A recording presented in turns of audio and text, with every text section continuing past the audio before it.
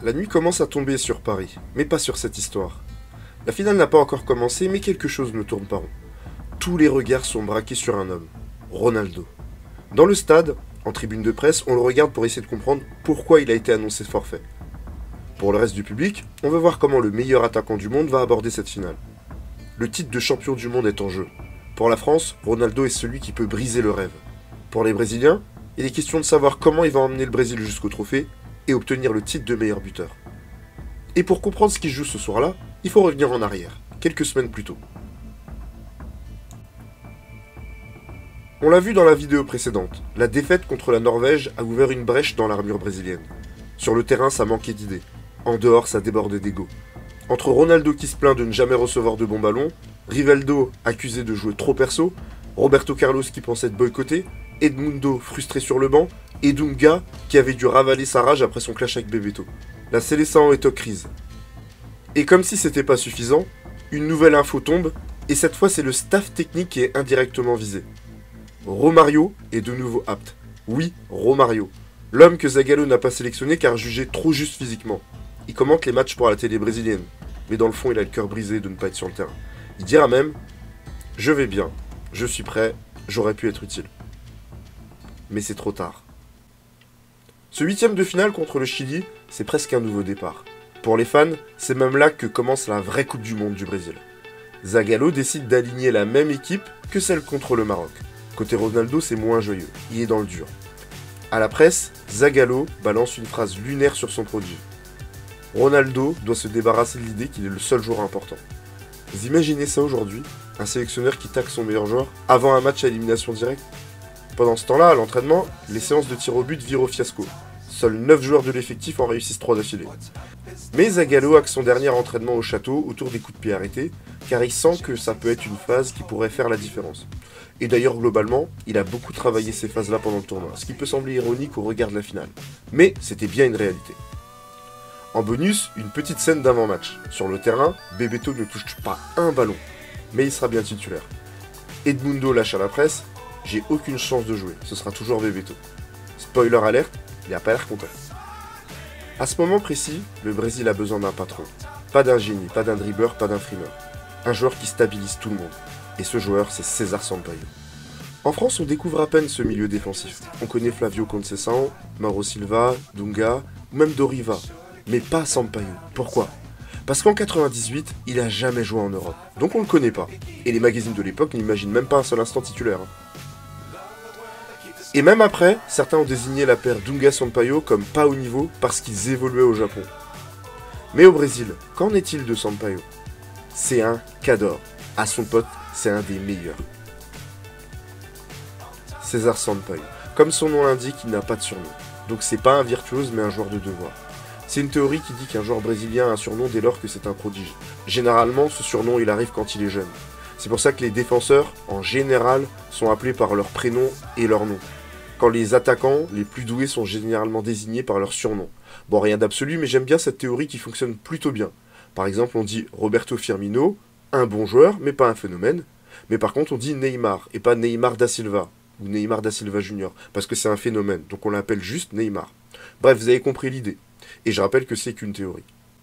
Donc notre ami César Sampaio a démarré avec Santos avec un profil identifié très tôt, puisqu'il était en sélection brésilienne des équipes de jeunes dès les U17, comme ailier, puisque c'était son poste à l'époque. Son meilleur atout, c'est sa maturité, malgré son jeune âge. Comme beaucoup de carrières à l'époque, elle démarre par une blessure d'un titulaire. Sampaio le remplace en tant que latéral droit, et après quelques matchs, il obtient son premier contrat professionnel. 2 ans après, il est replacé au milieu de terrain. Il devient très vite un des meilleurs joueurs du pays, et il obtient même sa première sélection avec la Seleção en 1990. C'est l'année de l'explosion pour lui. Il a 22 ans, et il est élu meilleur joueur du championnat du Brésil, le fameux Ballon d'Or brésilien. Comment ça fonctionne cette récompense?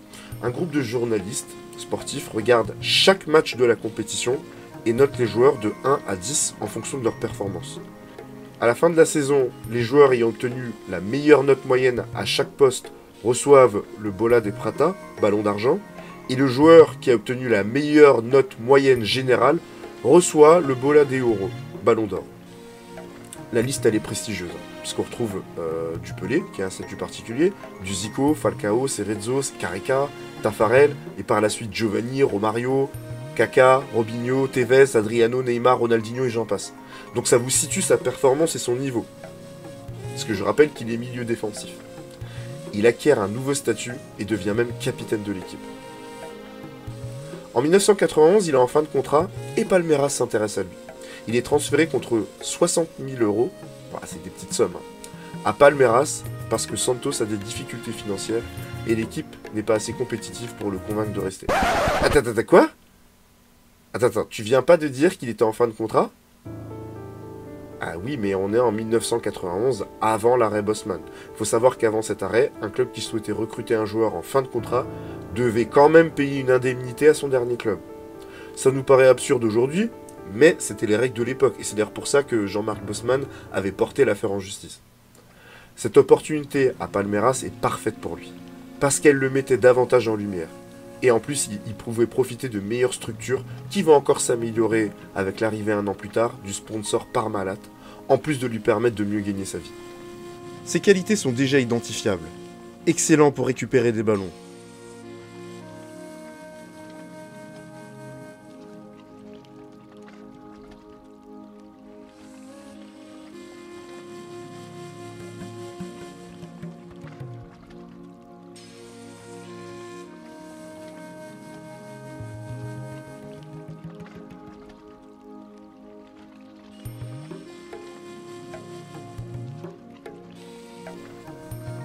Techniquement, à part les tirs de loin, il sait tout faire.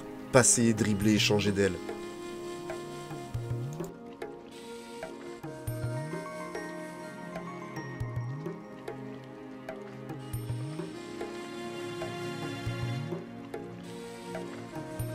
Du leadership, une très bonne lecture du jeu.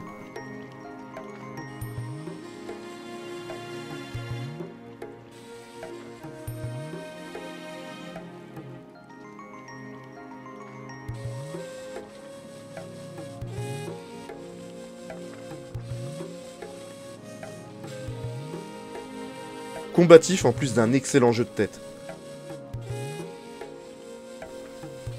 Toutes ces qualités en font un joueur structurant dans un collectif, le joueur sur lequel on s'appuie au milieu quand on est en difficulté. Avec lui, cette équipe qui compte dans ses rangs Zinho, Edmundo, Edilson, Kleber, Flavio Conceição ou Roberto Carlos devient un vrai rival à Sao Paulo, la meilleure équipe du Brésil à l'époque.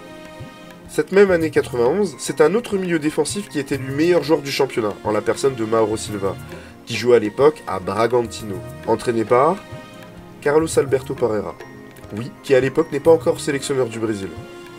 Très vite, Sampaio de son côté devient le capitaine de son équipe, et avec l'arrivée de Luxemburgo comme coach de cette équipe, il remporte le championnat du Brésil en 93 et 94. Et il est à nouveau désigné meilleur joueur du championnat du Brésil en 93. Il a quand même été 2 fois meilleur joueur du championnat brésilien, 2 fois pour un milieu défensif. Donc César Sampaio, c'est un grand joueur à l'époque, et il joue régulièrement avec l'équipe nationale sans en être un titulaire indiscutable, et participe à la Copa América 93. Pas un grand souvenir, puisque l'équipe est éliminée au tir au but en quart de finale, mais surtout, Sampaio est expulsé lors du 3e match de poule, alors qu'il avait été installé comme titulaire dans cette compétition. Il ne revient en sélection que lors des derniers matchs de préparation au Mondial 94. Lors de la liste finale, il est évincé au profit de Mauro Silva par le sélectionneur Carlos Alberto Parreira. Le choix de ne pas prendre Sampaio au Mondial a fait grincer des dents, mais comme la victoire légitime tout, ça a très vite été oublié. En tout cas, ça n'a pas été oublié par César Sampaio qui espérait vraiment y être. Sa déception est telle qu'il décide de laisser les ambitions sportives de côté pour se focaliser sur lui uniquement. C'est pour ça qu'il choisit de partir pour le Japon en 1995. Você chegou a ser cogitado para a seleção? Porque você estava jogando bem no Santos. Sim. Aí vai para o Palmeiras, em 6 meses já capitão e tal. Começou a já ser cogitado com a seleção aí ou não? Eu fui convocado algumas vezes. Para aquela de 94? Para 94, mas para a lista final eu não fui. Né? E você estava esperando? Estava esperando, assim, mas parte da minha ida para o Japão foi isso também, né? Um pouco de Porque antes, ir para o Japão era, bem dizer, abrir mão da seleção, que as informações do Japão aqui, literalmente, era do outro lado do mundo. Né? Não chegava. Então, eu fui muito mais pela... Falei, cara, pô, arrebentei, tinha ganho bola de ouro, também melhor jogador do campeonato e tal. E aí não fui, e aí falei, vou cuidar da minha vida financeira, então fui. Le Japon menait à l'époque une politique de développement du foot sur son sol et n'hésitait pas à sortir le chéquier pour faire venir des joueurs comme Zico, Dunga, Jorginho, Stojkovic, etc. À Yokohama, Flugels, il découvre un nouveau cadre de vie, fait profiter aux joueurs son expérience et joue au football sans ambition particulière. Après la Copa América 95, il disparaît totalement de la Seleção avec l'émergence de Flavio Conceição. Puis, un an avant le mondial, Zagallo, qui réfléchit à son futur groupe pour la Coupe du Monde, le réintègre dans le groupe, mais sur le banc. Sampaio a un coup de chance, c'est que le capitaine de l'équipe Dunga joue au Japon. Et c'est lui qui va dire à Zagallo que Sampaio est très bon et lui donner des nouvelles pour appuyer sa candidature. Le voilà donc dans le groupe où il peut montrer ses qualités en direct à Zagallo. Mauro Silva étant régulièrement blessé, il conserve une place dans le groupe, mais toujours pas en tant que titulaire. 6 mois encore avant le mondial, Flavio Conceição, qui évolue dans le championnat espagnol, paraît indétrônable. Mais une blessure l'éloigne des tablettes du sélectionneur brésilien. Encore aujourd'hui, Flavio Conceição n'a pas compris. Ils m'ont appelé dimanche et j'ai demandé à attendre le match de samedi. Le mardi, le docteur Lidio Toledo m'a appelé pour me dire que j'étais forfait. J'ai été exclu d'une équipe pour laquelle je jouais depuis 4 ans. Autre conséquence, le milieu de terrain a vu son contrat de sponsoring résilié en raison de son absence à la Coupe du Monde. Ça m'a beaucoup affecté. J'avais un contrat de sponsoring avec Reebok et il y avait une clause dans le contrat qui stipulait qu'il serait automatiquement résilié si je n'allais pas à la Coupe du Monde. C'était très difficile pour moi, cette mise à l'écart m'a beaucoup affecté. Et ça a fait le bonheur de Sampaio qui est devenu un titulaire indiscutable. Alors qu'il était suspendu contre la Norvège, c'est lui qui a marqué le plus de points parce qu'on a vu comment c'était difficile pour son équipe sans lui dans l'entrejeu. Leonardo n'a pas été au niveau pour le poste, laissant le seul Dunga faire le travail correctement. Son retour dans l'équipe était donc attendu pour le 8e de finale contre le Chili. Mais un autre joueur est sous le feu des projecteurs. Il a marqué un but et fait une passe décisive dans la compétition, mais l'impression globale est étrange. Si on doit parler de cette période, impossible d'ignorer il phénoménal Ronaldo Nazario. Entre 1996 et ce match contre le Chili, Ronaldo change la face du football. D'abord, après les Jeux Olympiques, il signe au Barça pour une somme record. On a parlé précédemment de l'arrêt Bosman concernant les joueurs en fin de contrat qui sont désormais libres de s'engager où ils veulent au terme de leur contrat. Maintenant, passons aux conséquences immédiates de cet arrêt dans le football. Et Ronaldo est le premier symbole du football post-arrêt Bosman. L'arrêt est rendu le 15 décembre 1995 et première conséquence, les clubs paniquent à l'idée de perdre leurs joueurs gratuitement. Alors ils décident de prolonger leurs meilleurs joueurs beaucoup plus tôt pour éviter qu'ils ne partent. Résultat, les joueurs qui avaient un long contrat en cours sont devenus encore plus précieux et donc encore plus chers en transfert s'ils voulaient changer de club. D'autant qu'avec la fin des quotas annoncés par l'UEFA pour la saison 96-97, la concurrence des clubs pour les joueurs talentueux va faire grimper les prix. Conséquence, à seulement 19 ans, Ronaldo devient le joueur le plus cher du monde. 15 millions d'euros pour un contrat de 8 ans et une clause libératoire de 28 millions. Quelques jours plus tard, Shearer bat son record, avant que Ronaldo ne le reprenne un an plus tard. Il devient donc l'icône de ce nouveau marché.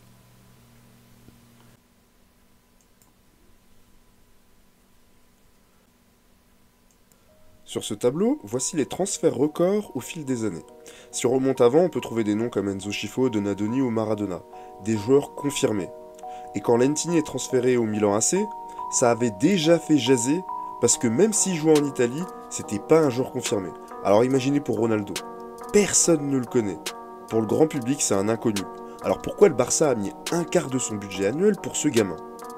Eh bien tout simplement parce que la réalité de l'époque n'est pas la même que celle d'aujourd'hui.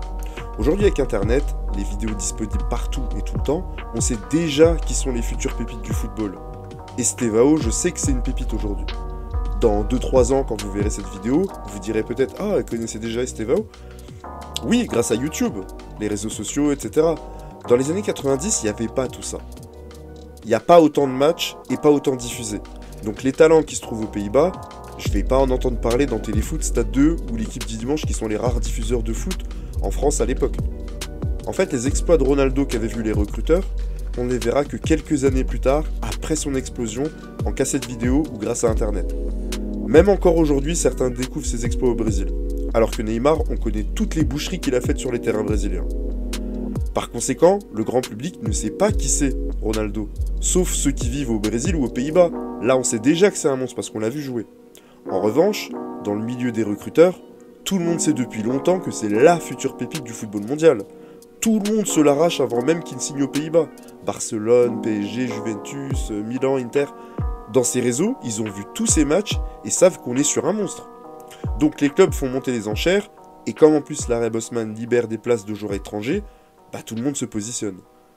Voilà comment Ronaldo arrive pour un transfert record, dans la polémique de son prix jugé excessif pour un joueur qui a tout approuvé. Mais le monde va bientôt découvrir celui qu'on appelle à l'époque Ronaldinho. La très grosse polémique liée au coût de son transfert, inédite à l'époque, va très vite être éclipsée devant les performances phénoménales du Brésilien. Vous imaginez que ces images que vous voyez là, c'est son premier match en compétition avec le Barça ?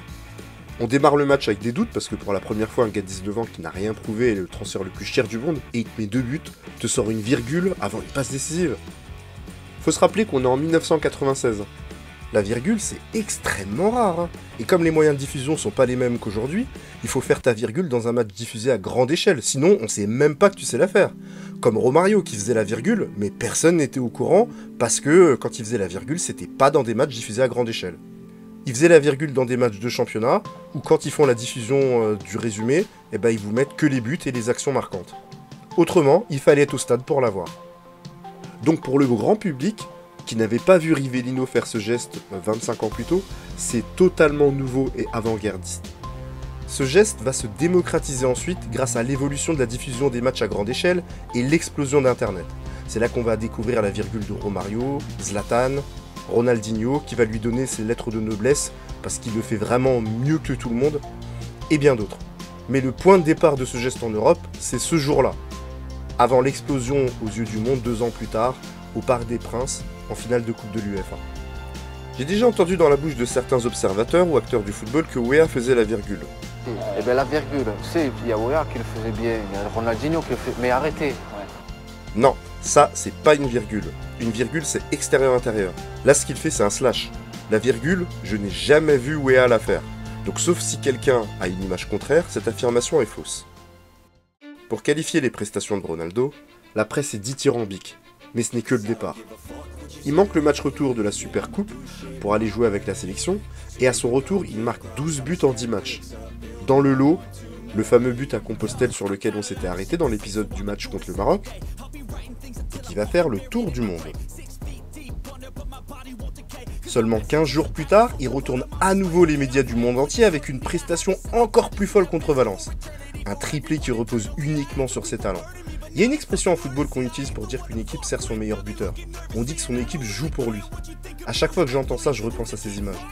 Passe en appui pour Figo, qui lui arrête le ballon et s'écarte pour le laisser faire. Ronaldo récupère le ballon, passe entre 2 joueurs tout en vitesse et en puissance et ajuste Zubizarreta. 1-0. Puis 2-0 après un service de Figo et une accélération de 40 mètres balle au pied, puis un tir croisé pied gauche. 2 buts qu'on voit jamais sur un terrain de foot, et encore moins le dernier. Et pour comprendre d'où il sort, il faut parler du score et de ce qui s'est passé quelques instants avant. Valence a réduit le score, et au moment de mettre le 3e but, servi sur un plateau par Figo, Ronaldo se manque complètement. De déçu, il va passer à énervé parce que Valence va égaliser dans la foulée. 2 partout. Alors il veut se racheter. Et la suite, c'est l'histoire.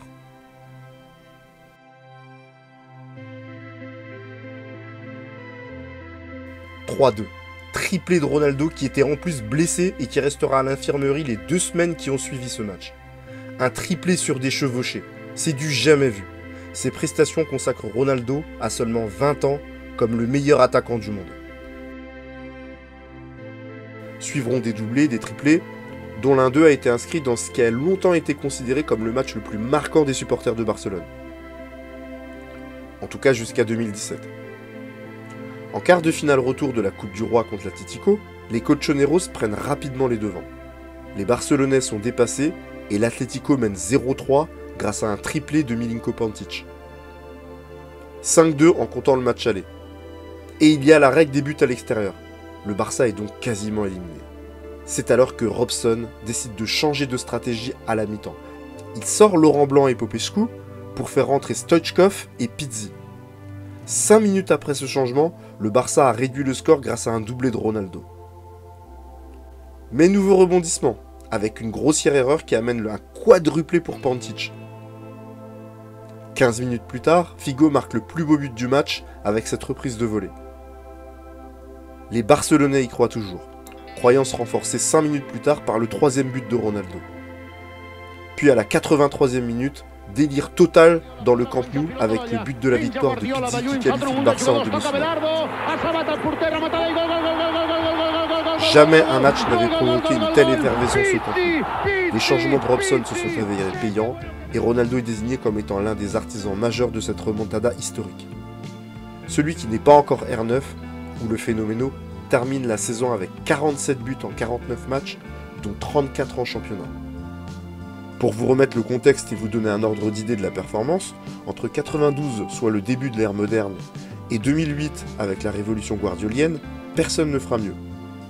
Les chiffres vont s'envoler à partir du moment où les attaquants seront vraiment protégés, et donc favorisés pour exprimer leur talent. Là où avant, on les taclait, on les intimidait, on les agressait. En plus des performances, il y a la manière. Ronaldo devient le premier footballeur marketing de l'histoire moderne. Il se rase la tête, signe un contrat à vie avec Nike, devient une icône mondiale. Il fait des pubs mythiques comme celle dans le Colisée ou celle à l'aéroport.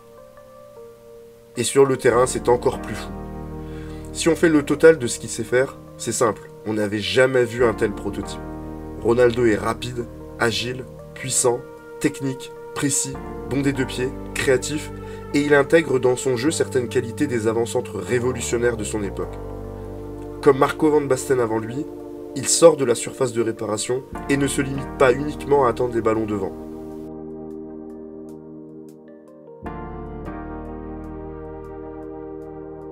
Comme Weah avant lui, il n'hésite pas à se servir de sa vitesse pour dribbler avant de frapper au but.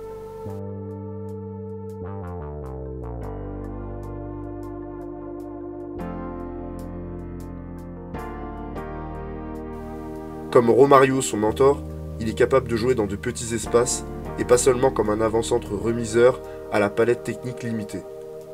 Et en plus de l'impression visuelle, il remporte des titres. Il ne perd aucune finale quand il est sur le terrain. À Barcelone, mis à part le championnat où ils termineront deuxième, il rafle tous les trophées. Super Coupe d'Espagne et Coupe des Coupes. L'incompétence de la direction de l'époque, au moment de renégocier son contrat, poussera Ronaldo à quitter le Barça, alors qu'il souhaitait y rester.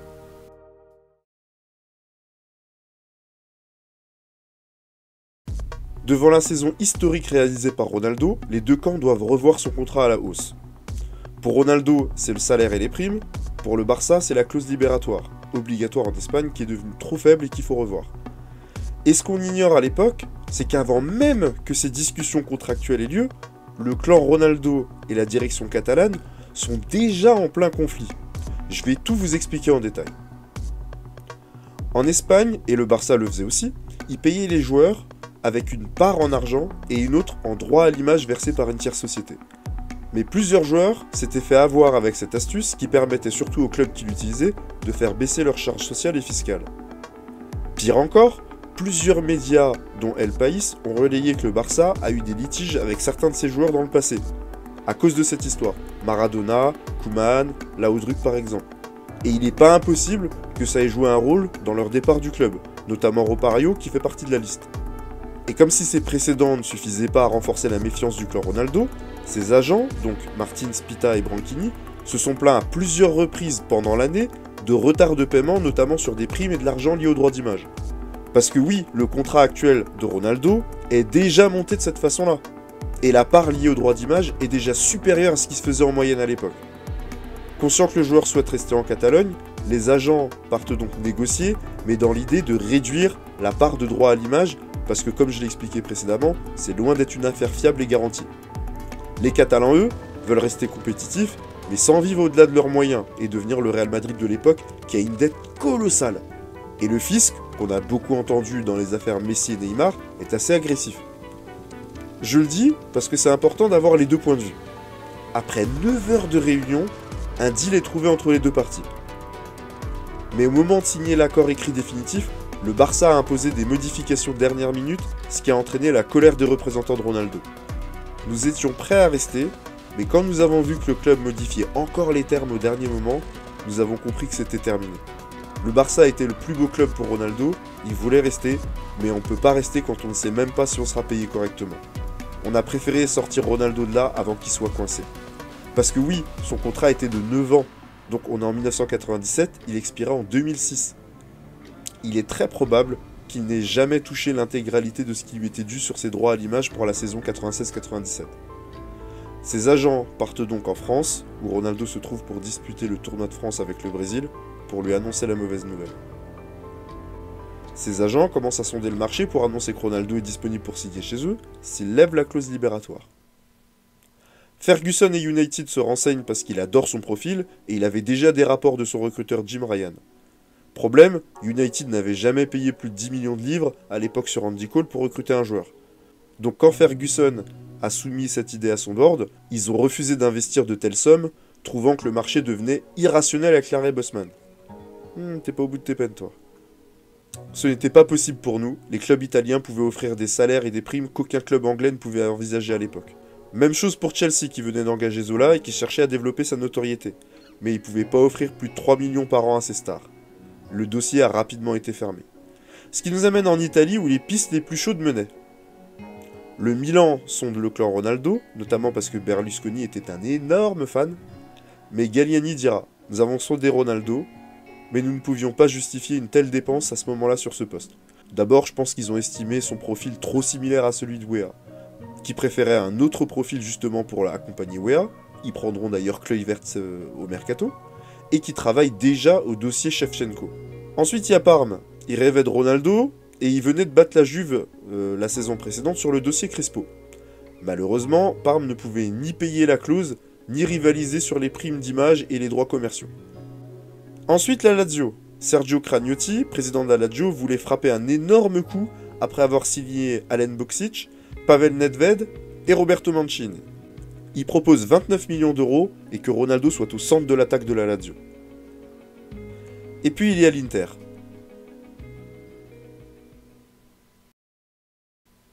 Un matin, Moratti déboule à l'entraînement. « Yuri, je peux te parler ?»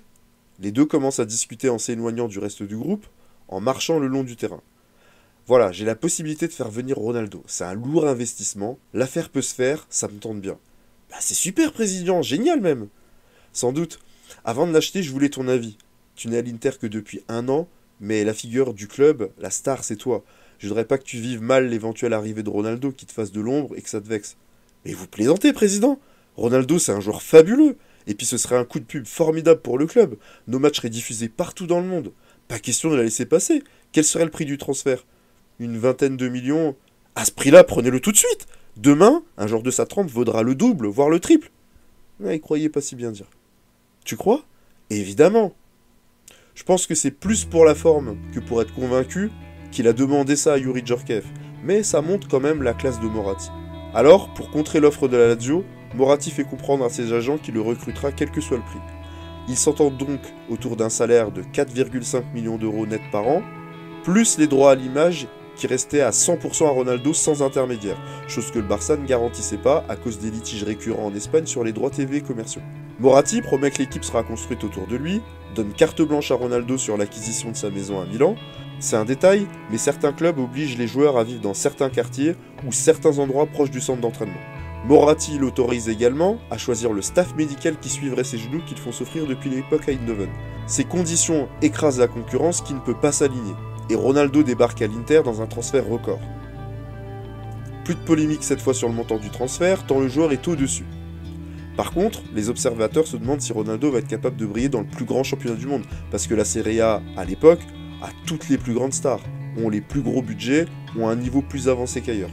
Même des équipes plus moyennes ont des stars dans leur équipe. Mais dès le départ, Ronaldo fait comprendre à toute la Serie A qu'il est au-dessus. Chaque match est l'occasion de voir un exploit, de voir ses qualités, de voir un spectacle visible nulle part. Même sa palette de dribble a augmenté. Là, il nous sort sa feinte d'ouvrir le pied avant de tirer de l'autre côté. Il impressionne tellement que ses coéquipiers, puis bientôt les journalistes, commencent à l'appeler le phénomène. Le phénoméno, on l'appelait le phénoméno parce qu'il était au-dessus de tout le monde. Il arrivait à contrôler, à se retourner en 2 secondes. Et après, balle au pied, j'ai jamais vu quelqu'un d'aussi rapide. Pas seulement juste juste pousser le ballon et courir vite. Il faisait des dribbles, on ne comprenait rien. On faisait, non mais sincèrement, nous, avec un petit jeu, 8 contre 8. Lui, il prenait le ballon, mort de rire, parce qu'il faisait des choses incroyables, Des buts, et d'une facilité qui reproduisait la même chose sur le terrain. Et après un triplé contre Lecce le 15 février 1998, les commentateurs en direct commencent à l'appeler phénomène, de par ses qualités. Les journaux, la Gazzetta dello Sport, Corriere dello Sport et Tutto Sport reprennent le terme dans leur titre du lendemain. Le voilà officiellement il phénoméno. Sa palette technique a encore grandi par rapport à Barcelone et son influence s'est étendue. À Barcelone, il devait plutôt rester dans l'axe. À l'Inter, il se déplace où il veut, quand il veut. Il tire les coups francs également. Ses prestations permettent à l'Inter, déjà solide avant son arrivée, de jouer le titre face à la Juve. Malheureusement, lors du match entre la Juve et l'Inter, qui permettait au vainqueur de prendre une sérieuse option pour le Scudetto, une polémique va éclater. À la 70e minute, Giuliano fait faute sur Ronaldo dans la surface. Elle est évidente, elle est devant l'arbitre. Et pourtant, il ne siffle pas. Pire encore, sur le contre de l'action, la Juventus obtient un pénalty pour une faute très discutable sur Del Piero. Même si Pinturicchio le manque, l'Inter n'a pas eu son pénalty qui aurait pu changer le match. L'arbitre reconnaîtra sa faute des années plus tard. Le débat sur la Juve favorisée est relancé. Et la Juve qui l'emporte 1-0 gagnera le titre. L'Inter se consolera grâce à la Coupe de l'UEFA, l'ancêtre de l'Europa League, je le dis pour les plus jeunes. Et ça, après un parcours bien géré jusqu'à la finale qui a une particularité. C'est la première à ne pas se jouer en match aller-retour. Avant 1998, la finale de la Coupe de l'UEFA se disputait en aller-retour. Et c'était comme ça depuis la création de la compétition en 1971. En demi-finale, Ronaldo marquera un but qui restera dans les mémoires, tant l'exploit sur un terrain aussi pourri est incroyable. Il élimine un premier joueur après son contrôle sur la touche, et après un appui avec Zamorano, il intercepte une passe qui ne lui était pas destinée et qui prend à contre-pied les 2 défenseurs russes entre lesquels il passe, avant de dribbler Filimonov et de finir dans le but vide. L'Inter est en finale contre la Lazio. Ces derniers ont battu l'Inter 3-0 lors de leur dernier affrontement. Cette finale est l'une des plus connues de l'histoire de cette compétition. Ronaldo torture Nesta et la Lazio. Victoire 3-0 avec un but qui est resté dans les annales. La triple feinte sur Marquinhos. Là encore du jamais vu. Il nous la refera 5 ans plus tard avec le Real Madrid, en version moins violente pour ses genoux. Pour finir avec cette finale, c'est aussi l'occasion de corriger quelque chose qui traîne depuis des années. Non, ce n'est pas Nesta qui se prend cette virgule. C'est Guerino Gottardi. Nesta était en difficulté tout le match, il a pris un petit pont, mais pas la virgule. Alors bien sûr, ça aurait fait mieux de dire que la plus belle virgule de tous les temps a été faite sur Nesta, et pas un inconnu, mais c'est comme ça. Je rétablis la vérité, c'est important. La Lazio a fini énervée à cause de Ronaldo, Almeida est expulsé, et Roni a fini homme du match. La pire expérience que j'ai jamais eue a été de jouer contre Ronaldo lorsque nous avons affronté l'Inter en finale de la Coupe UEFA en 98 à Paris. C'est un joueur incroyable. J'ai regardé ce match en vidéo beaucoup de fois depuis, en essayant de comprendre ce que j'ai fait de mal. On a perdu 3-0, mais je pense pas aujourd'hui que c'était de ma faute. Ronaldo était tout simplement inarrêtable. Il est si rapide qu'il fait paraître tout le monde comme s'ils étaient immobiles. Ronaldo amène 4 innovations au poste d'avant-centre. La finition. Sa finition clinique, avec au centre sa faculté à dribbler le gardien, est innovante au poste d'avant-centre. Roberto Baggio en a fait une habitude à un poste plus reculé, et lancé en plus, mais Ronaldo va aller beaucoup plus loin à son poste. Deuxième innovation pour son poste, sa palette de dribble. Jamais un avant-centre de métier n'a eu une telle palette de dribble. Historiquement, une telle palette était réservée aux ailiers et au fameux numéro 10 à l'ancienne, mais pas aux avant-centres, dont le but n'était pas de créer, mais de finir. Cette palette de dribble lui a permis de faire des différences, de créer des occasions pour lui et pour ses coéquipiers, en plus d'en faire une machine à highlight.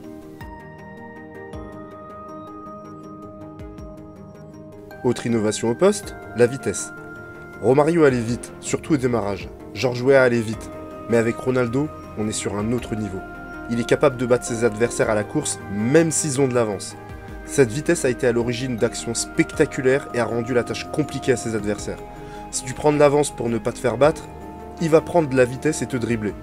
Si tu viens trop sur lui, il peut t'éliminer et aller droit au but. Il est bon des deux pieds. Comment arrêter une telle machine qui a autant de force et peu de faiblesse?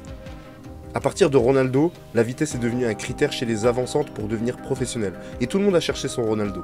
Ce qui a profité à des joueurs rapides, mais aux lacunes techniques criantes. Dernière innovation au poste, et celle-là totalement inédite pour tous les postes, le seul contre tous.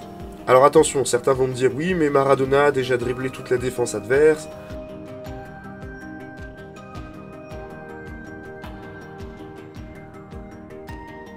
Je vais même ajouter qu'on a vu des Baggio, des Recoba, etc.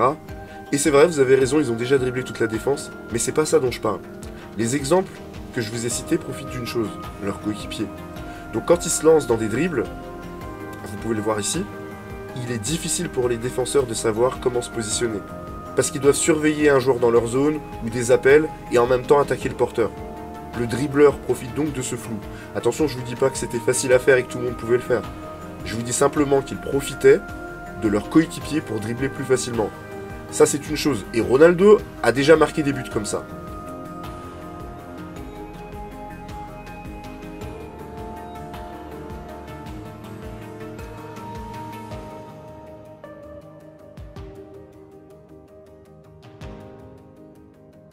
Mais moi, c'est pas de ça dont je parle. Je parle de seul contre tous. C'est-à-dire qu'il n'y a pas de coéquipier à côté de lui, devant, qui pourrait monopoliser l'attention des défenseurs.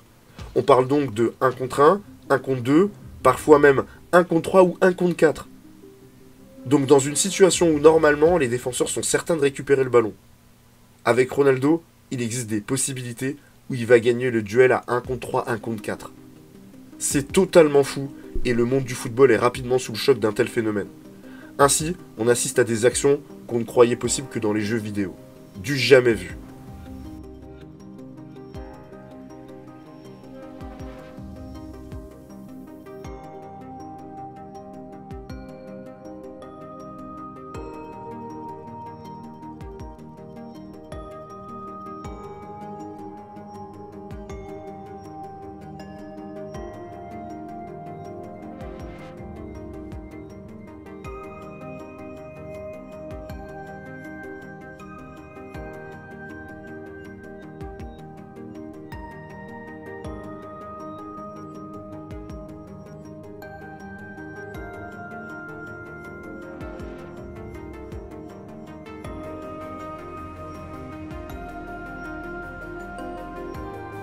Très rapidement, il gagne l'admiration de l'ensemble de la profession en activité, notamment à son poste, qui le place très vite au-dessus de tous les autres avancantes, pourtant plus expérimentés, et ce malgré son jeune âge.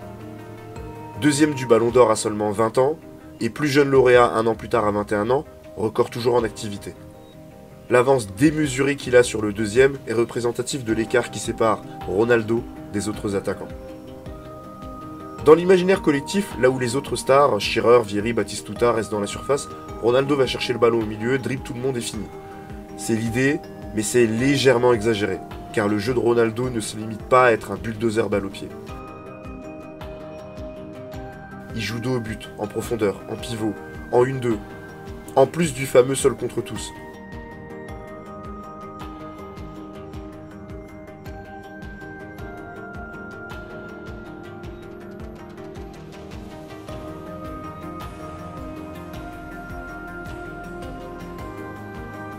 Ces actions font le tour du monde.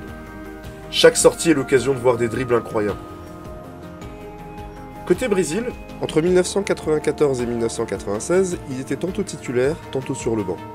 Zagallo l'a même allumé dans la presse après un match amical contre la Yougoslavie. Il m'a déçu. S'il ne s'améliore pas et s'il répète les erreurs d'aujourd'hui, il peut être remplaçant ou même ne pas disputer la Copa América. Ronaldo n'a pas respecté mes demandes. Il a peu participé au jeu. Au lieu de revenir défendre, il est resté devant en attendant le ballon. Il pense qu'il est qui?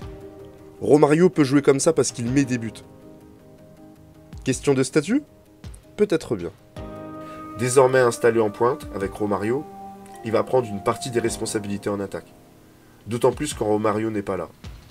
En 1997, le duo Roro écrase tout sur son passage.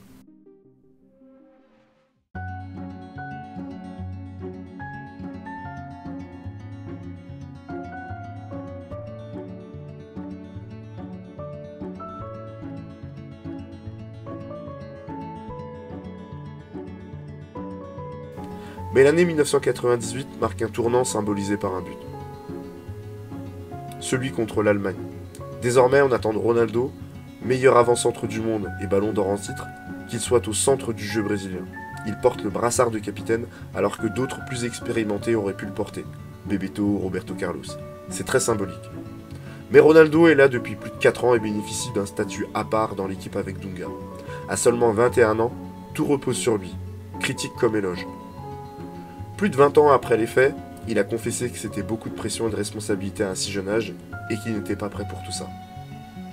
Alors oui, Ronaldo à ce moment-là, c'est un cheat code, une anomalie, un joueur extraterrestre dans un monde trop lent. Et pourtant, à la Coupe du Monde 98, il est en demi-teinte. Les journaux font état de douleurs au genou, d'un moral atteint et d'une équipe qui ne joue pas pour lui. Mais cette fois, nous sommes dans la plus grande compétition du monde et les matchs à élimination directe. Désormais contre le Chili, s'il veut réaliser son rêve de Coupe du Monde, c'est la gloire ou la porte.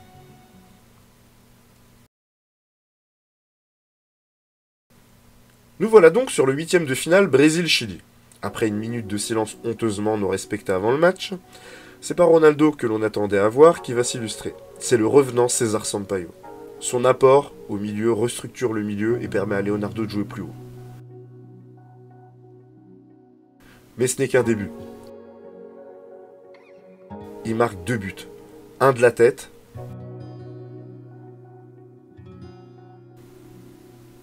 Un autre à l'entrée de la surface très astucieux qui prend Tapia à contre-pied.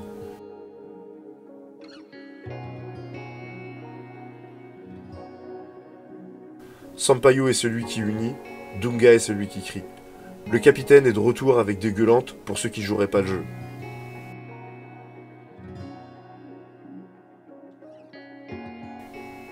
Autre point qui était source de tension, la relation Rivaldo-Roberto Carlos. Pour la première fois depuis longtemps, ils commencent à combiner. Même si en première mi-temps, Rivaldo force un peu.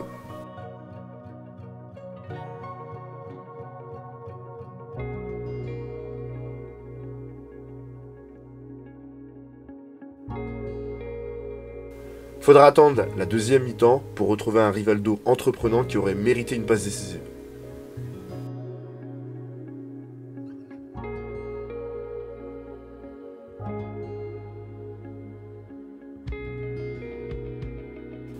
Et Ronaldo dans tout ça, il semble progresser physiquement par rapport au match face à la Norvège, et il s'est montré plus mobile comme en témoigne le pénalty qu'il obtient et transforme juste avant la mi-temps. 3 buts en première mi-temps qui viennent de coups de pied arrêtés. On peut dire que Zagallo et son staff ont été particulièrement bien inspirés. En deuxième mi-temps, Ronaldo va frapper sur le poteau, la barre, mais il va surtout marquer son 3e but dans la compétition.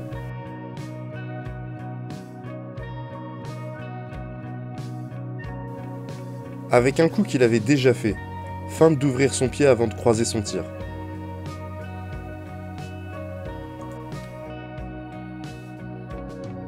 Il va même tenter son seul contre tous, mais il sera arrêté après le premier jour dribblé. Le Chili de son coéquipier Interis Zamorano sauvera l'honneur grâce à Salas, futur joueur de la Lazio. La défense a parfois vacillé face à Salas et Zamorano, mais le Brésil a enfin l'air d'une équipe. Le public du Parc des Princes ovationne les Brésiliens. Ils ont maîtrisé leur match comme ce contrôle de Cafu. Ronaldo, souriant, serre Zamorano dans ses bras. Ce dernier file donner son maillot à Massimo Moratti, président de l'Inter. Le monde du foot peut se préparer. Le Brésil a commencé sa Coupe du Monde. Le Brésil a fait le travail, et les joueurs brésiliens attendent maintenant avec impatience le Nigeria en quart de finale pour, et là je cite Roberto Carlos, régler nos comptes des Jeux Olympiques. On y reviendra au prochain épisode. Ils vont donc regarder tous ensemble le 8e de finale Danemark-Nigeria.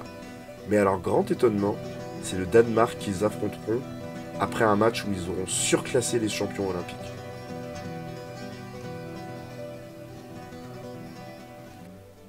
Rivaldo, lui, subit des critiques de toutes parts. Même si à Barcelone on l'estime sous-utilisé et même boycotté par ses coéquipiers, ailleurs il est vu comme trop perso et surtout pas assez au service de Ronaldo. Au service dans le sens, lui donner des ballons pour le faire marquer. Mais est-ce bien son rôle? Est-ce bien son objectif et sa personnalité? Réponse au prochain épisode.